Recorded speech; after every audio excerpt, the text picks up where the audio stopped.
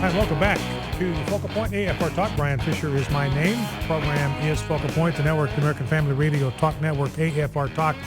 Honored to have with us in our Focal Point studio, Carl Kirby with Reasons for Hope. Before we get back to my conversation with him, you got a question about Origins, 888-589-8840. We've got him until a quarter hour, so we want to answer as many questions as we possibly can. His son, Carl Kirby Jr., has two products I want to draw your attention to. One is a DVD entitled Game Over, and another one is a book entitled It's Not Just a Game, and this has to do with what parents need to understand about video games. And Rob, if you can get a close-up on those two products, and you can get both of these products, the DVD and the book, by going to the same website. That's r4h.com, reasonsforhope.com. Carl, we were talking on the break about the fossil record, and again, I don't want to take too much time out of this segment because we want to get to questions, but you mentioned in your presentations you use quotes and information from people who do not believe in creation science, and you got a killer on the subject of the fossil record. Well, it's reinforced by what you were talking about earlier. Let me read this quote to you because it's very interesting here. It says, instead of finding the slow, smooth, and progressive changes Lyell and Darwin had expected, they saw in the fossil record rapid burst of change, species appearing seemingly out of nowhere and then remaining unchanged for millions of years. And then this is the kicker. It ends with patterns hauntingly reminiscent of creation. Okay, you win. The fossil record supports creation. That's exactly what we've been saying from the beginning. Well, it's interesting. I've often, when I've debated and talked about this subject, talked about Stephen Jay Gould, a paleontologist from Harvard, and he said the absence of transitional forms is the trade secret of paleontology. And he says it's a trade secret. He says, look, I know it as a paleontologist that we got no transitional forms. That paleontologist knows we got no transitional forms. The people don't. That's right. And we want to keep that a secret from them.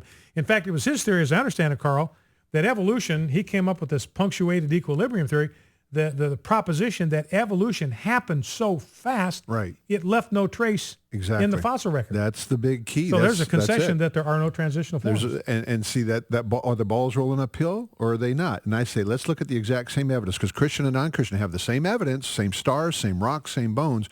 All we're going to do is look at it from a different perspective and say, well, the reason you don't find any of those transitional forms is because they were never there. God tells us that he created kinds. And when he created kinds, there's kinds. What does the fossil record support? Kinds. Same evidence, different interpretation. But what we see in the world screams that God did what he said that he did. Well, and Genesis 1 says over and over again, they were created after their kind. I mean, the implication is like begets like, just like we discover in genetics and common sense. All right, let's take some phone calls, 888-589-8840. Let's start with Gregory in Allen, Texas. Gregory, what's your question on origins for our guest, Carl Kirby? I had a question about ice core samples. I don't know if you're familiar with any of that. But apparently the scientists will take ice core samples and they'll test the air in there, and it'll be like millions of years old or whatever. So it just proves, in theory, the 10,000-year-old Earth creationist science. And I was just wondering if you had any comments about that. Okay, good question, Greg. It's basically age of the Earth question and the relationship of ice core samples to determining the age of the Earth. Your response? Yeah, there's a couple things that are mentioned in there, and it's a really good question. Number one, the ice cores. The last number that I saw was about 3,054 meters of ice core. And so the premise was, well, we see that they're building up very slowly, gradually today. So to get 3,054 meters of ice, well, it would take millions of years for all of that to lay down.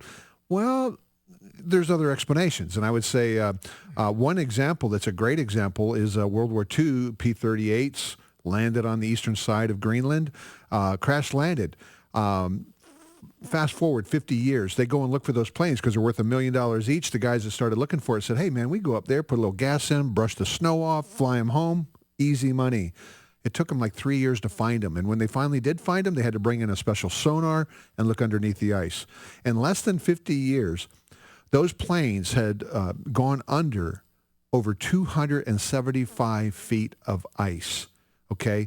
Now, they didn't expect that. They had moved over like a mile and a half away from their original landing point, and they were under 275 feet of ice. Now, take that accumulation rate of ice, 275 feet, 50 years, and divide that into your 3,054 meters of ice core, and now you can get that rate within a younger time frame.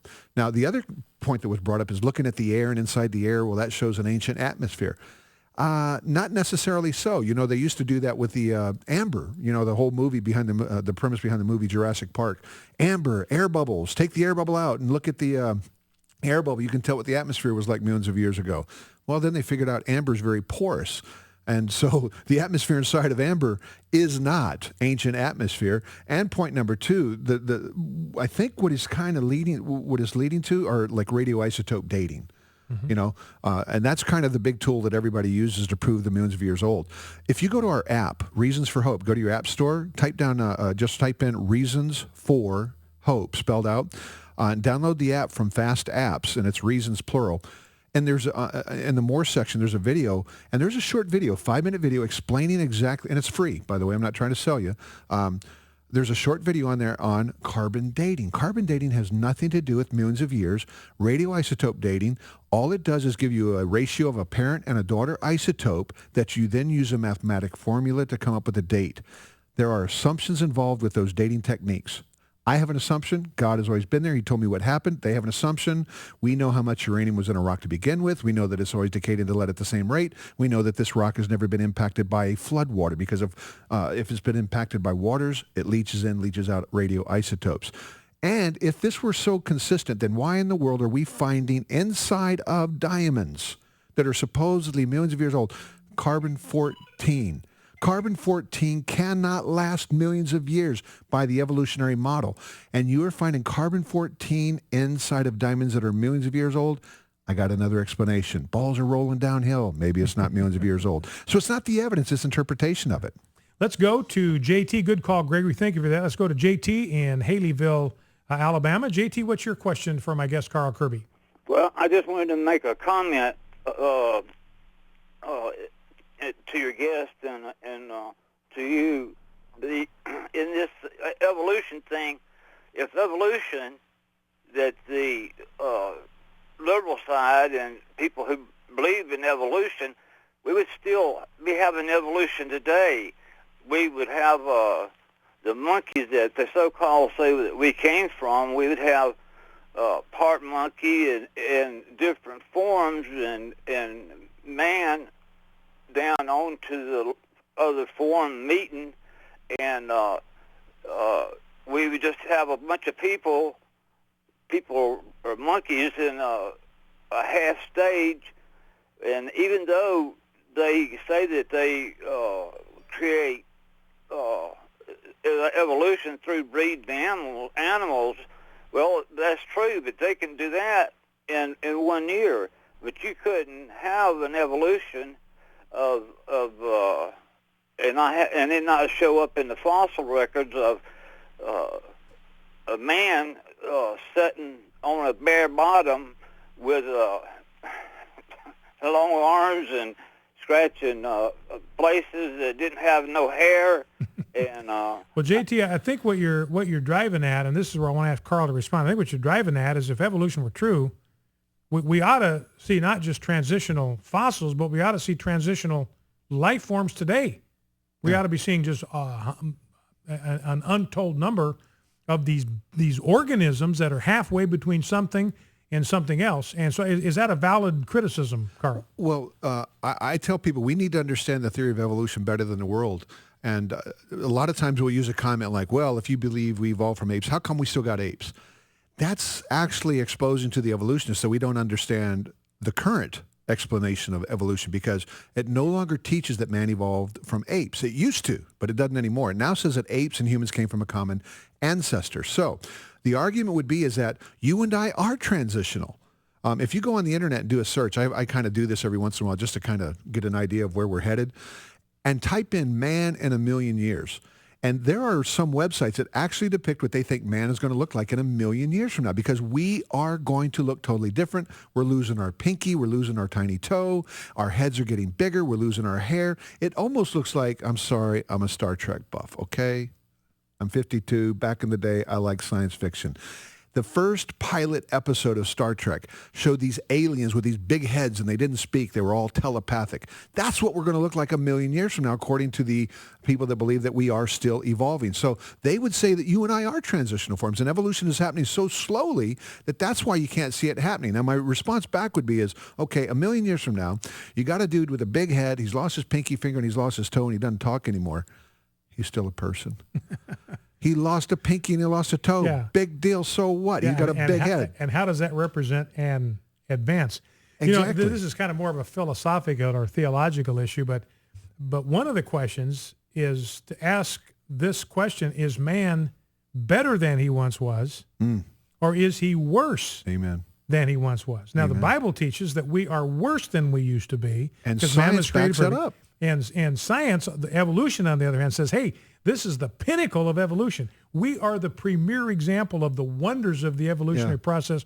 We are better today than we've ever been. Hard to make that case. Well, think about it. Your children, your future children have 100 more genetic mistakes than you do, okay? That's reality. My children have 100 more genetic mistakes than I do. We are breaking down. One of the comments that people like to use that I get with the antagonists is they'll tell me, well, if you believe we all go back to one man and one woman, then incest. And Bill O'Reilly mocks that, and Bill Maher mocks that.